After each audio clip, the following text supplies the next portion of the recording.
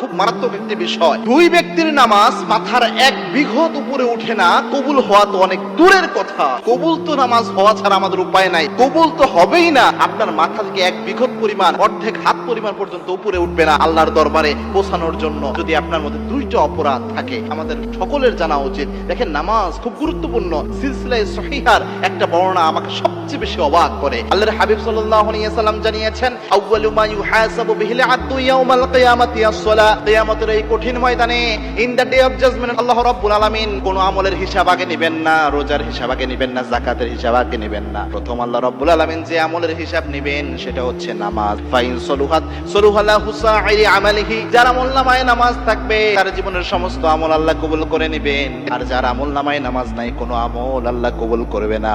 খুব মারাত্মক বিষয়। এজন্য অবশ্যই চেষ্টা করবেন দুইটা জিনিস যেন আপনার মধ্যে না থাকে, তাহলে নামাজ বাধা হবে। এক নাম্বার হচ্ছে তার মধ্যে কোনো নেশাদার দ্রব্য, এটা আপনি পান করতে পারবেন না। নেশাদার দ্রব্যের মধ্যে শুধুমাত্র মদ খাওয়া নেশাদার দ্রব্যের অন্তর্ভুক্ত নয়, আপনার বিবেককে মেরে ফেলে, যেটার অধিক পরিমাণ খেলেও বিবেক মরে যায়, এরকম জিনিসই নেশাদার দ্রব্য।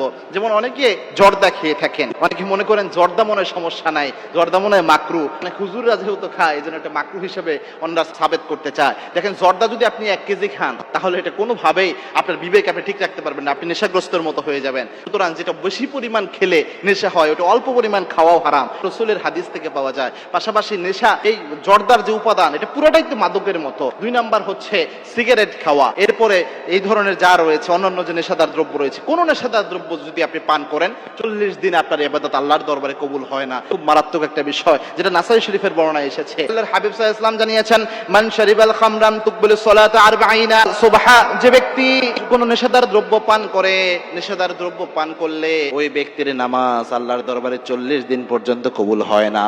আল্লাহ বলছেন তার নামাজই কবুল হয় না 40 দিন পর্যন্ত। 2 নাম্বার যে অপরাধ, সেটা হচ্ছে কোন ব্যক্তি যদি গণকের কাছে যায়, গণকের কাছে হাত দেখায় এবং গণকের কাছে কিছু জিজ্ঞেস করে, এটা করলেও আল্লাহ রাব্বুল আলামিন তার আমল কবুল করেন না। এবং কি আল্লাহর হাবিব সাল্লাল্লাহু আলাইহি ওয়াসাল্লাম জানিয়েছেন, গণকের কাছে যদি কোনো ব্যক্তি শুধু যায়, যাওয়ার পর যদি জিজ্ঞেস করে আমার এই ক্ষেত্রে সমাধান কি, জিজ্ঞেস করার সাথে সাথে 40 দিনের আমল নষ্ট হয়ে যায়।